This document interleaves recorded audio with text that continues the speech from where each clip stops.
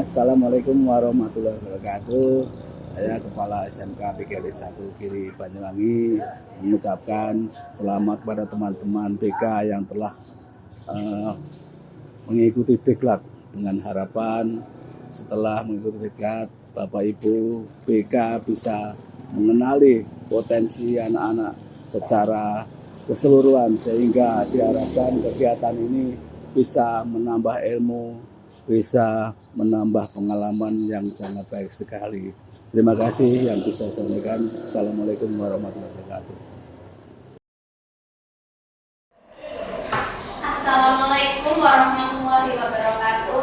Waalaikumsalam warahmatullahi wabarakatuh. Yang pertama, untuk acara pertama ini kita buka dengan bacaan basmalah bersama-sama. Bismillahirrahmanirrahim. Untuk acara yang kedua yaitu sambutan Wakahumas untuk Ibu Chandra Tiaristi SPD. Saya persilakan. Bismillahirrahmanirrahim. Assalamualaikum warahmatullahi wabarakatuh. Waalaikumsalam warahmatullahi wabarakatuh. Yang saya hormati teman-teman semua yang sudah hadir dalam kegiatan praktik baik 7 jurus BK Hebat. Puji syukur alhamdulillah, marilah kita panjatkan kepada Allah SWT karena berkat iman rahmat dan hidayahnya kita dapat berkumpul pada pagi hari ini dalam keadaan sehat walafiat. Salawat serta salam tak lupa tercurah limpahkan kepada junjungan kita Nabi Muhammad SAW, karena berkat beliaulah yang membawa kita dari zaman kegelapan menuju ke zaman terang benderang seperti saat ini. Baik, hadirin yang saya hormati, tujuan kita berkumpul pada pagi hari ini yakni dalam kegiatan berbagi praktik baik 7 jurus BK Hebat dengan tema kenali potensi dan kelola emosi. Kegiatan ini merupakan wadah bagi guru bimbingan dan konseling atau guru BK untuk saling berbagi pengalaman, strategi dan inovasi dalam memberikan layanan terbaik bagi peserta didik. Melalui tema ini, kita diajak untuk menumbuhkan kesadaran diri, mengenali potensi yang dimiliki, serta mengelola emosi secara positif agar tumbuh karakter yang kuat dan seimbang. Semoga kegiatan ini menjadi inspirasi dan motivasi bagi kita semua untuk terus berinovasi, memperkuat profesionalisme, dan memberikan dampak nyata bagi perkembangan peserta didik khususnya di sekolah. Jadi Bapak Ibu, mudah-mudahan acara ini nanti akan membawa manfaat yang besar dan positif untuk kita selaku pendidik, untuk anak-anak selaku yang kita didik, dan untuk sekolah kita yang tercinta. Terima kasih, itu saja dari kami. Mohon maaf apabila ada kesalahan. Wassalamualaikum warahmatullahi wabarakatuh. Terima kasih atas teman-teman semua yang mau menghadiri pada acara saya di berbagi praktek baik 7 jurus BK Hebat. Pada kesempatan kali ini saya memilih dua kompetensi atau 2 jurus, yaitu 1 kenali potensi dan 2 kelola emosi. Kenapa saya memilih itu? Karena awal kita akan menjumpai anak-anak, kita harus kelola dulu, kenali dulu potensi mereka, baru kita mengelola emosi mereka, supaya kita nanti akan memberikan materi, akan memberikan pelayanan dengan tepat kepada mereka. Nah, yang pertama, kenali potensi siswa. Kenapa kita harus mengenali potensi siswa?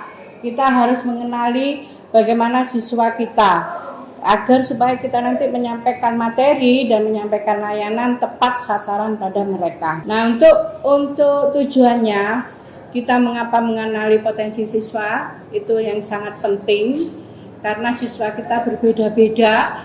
Jadi kita harus tahu apa sih keunggulan dan kelemahan mereka. Memahami potensi dan emosi siswa, yaitu 1, kenali potensi. Mengenali potensi siswa sangat penting untuk mendukung perkembangan mereka. Dengan memahami berbagai jenis potensi, kita bisa memberikan bimbingan yang tepat bagi setiap individu. Yang kedua, pahami emosi mereka. Dengan memahami emosi yang mempengaruhi jiwa mereka, maka kita akan membantu mereka mengelola perasaan dan meningkatkan motivasi dalam belajar. Yang ketiga, strategi pengelolaan. Mengelola potensi dan emosi siswa dengan baik akan menciptakan lingkungan belajar yang positif. Teknik komunikasi yang efektif membantu siswa merasa didengar dan diperhatikan. Jadi kita harus benar-benar memperhatikan siswa dan keadaan siswa setiap harinya. Kedua, memahami potensi siswa, yaitu menggali bakat yang tersembunyi dari mereka. Apa bakat mereka? Itu harus kita gali supaya kita bisa nanti melayani atau memahami mereka. Jenis-jenis potensi mereka atau siswa yaitu ada yang intelektual. Potensi intelektual mencakup kemampuan berpikir kritis dan analisis yang mendalam. Yang ketiga, kreativitas. Potensi kreativitas terlihat dalam kemampuan menciptakan ide baru dan solusi unik. Sosial, potensi sosial melibatkan kemampuan interaksi dan kolaborasi dengan teman-teman secara efektif. Contohnya potensi siswa dalam akademik, siswa menunjukkan minat dan kemampuan dalam berbagai mata pelajaran akademik seperti matematika dan sains. Yang kedua, olahraga, siswa yang aktif dalam kegiatan olahraga seperti sepak bola dan renang menunjukkan kerjasama dan ketahanan. Yang ketiga, seni, siswa yang terlibat dalam kegiatan seni seperti menggambar dan melukis menunjukkan imajinasi dan ekspresi diri mereka. Nah, memahami emosi siswa, dasar-dasar emosi dan pengaruhnya ini sangat berpengaruh pada diri mereka dan juga penanganan kepada mereka. Jenis-jenis emosinya, jika mereka merasa senang, mereka akan tertawa. Emosi senang mendukung keterlibatan belajar dan meningkatkan motivasi siswa dalam mencapai tujuan.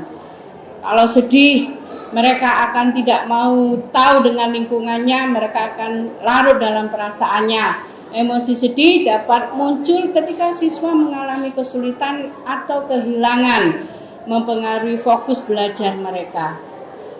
Marah, mereka tidak akan tahu lingkungannya, mereka akan meluapkan rasa marahnya.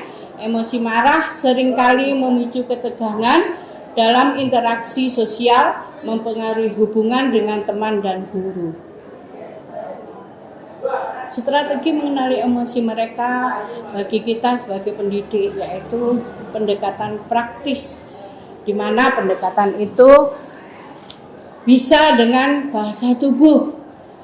Bahasa tubuhnya dapat menunjukkan perasaan siswa seperti keterbukaan saat berpartisipasi. Jika kita mengelola kelas, kita akan tahu bahasa tubuh mereka, apakah mereka akan bergerak mendekati kita atau akan terbuka. Nah, itu bahasa tubuh. Ekspresi wajah mencerminkan emosi siswa, membantu guru memahami perasaan ketika mereka secara langsung. Jadi kalau ekspresi wajah tersenyum, cemberut atau mereka hanya tertawa, nah itu mencerminkan emosi mereka. Apakah lagi senang, lagi susah, sedih dan lain sebagainya. Perubahan perilaku dapat menjadi indikator emosi yang mendalam yang perlu dikelola oleh guru. Misalkan biasanya dia periang, hari ini dia menjadi sedih, tidak ada senyum dan lain sebagainya. Itu kita jadi kita sebagai pendidik dan guru kita harus tahu bagaimana emosi mereka saat hari-hari kita menemui mereka. Cara mengelola emosi siswa, dengan kita sebagai guru harus mendekati, yang satu menenangkan, teknik menenangkan siswa. Mungkin saat emosi kita harus tenangkan, jangan anaknya emosi kita juga emosi, jadi nggak tenang, nanti anaknya juga tambah sedih. Yang kedua, memberi dukungan jika mereka ada emosional yang kurang, melalui komunikasi yang terbuka dapat membantu siswa merasa diterima. Kita biarkan mereka mengungkapkan perasaan mereka.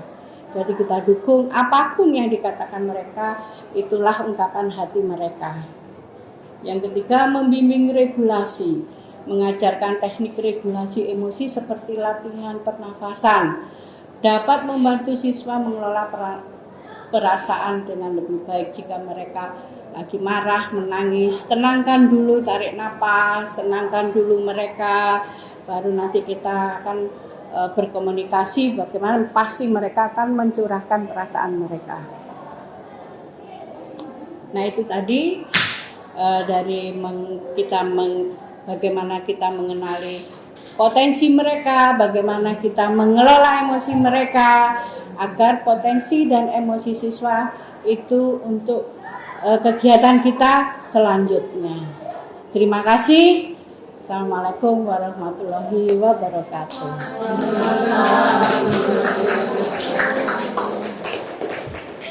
Terima kasih kepada Bu Sinta atas materi yang telah disampaikan. Semoga bermanfaat untuk kita semua. Baik, acara selanjutnya yakni tanya jawab. Saya persilahkan untuk teman-teman yang ingin bertanya. Saya persilahkan untuk 2 penanya saja ya. Terima kasih atas kesempatannya dan waktunya. Di sini saya mau menanyakan kepada Bu Sinta.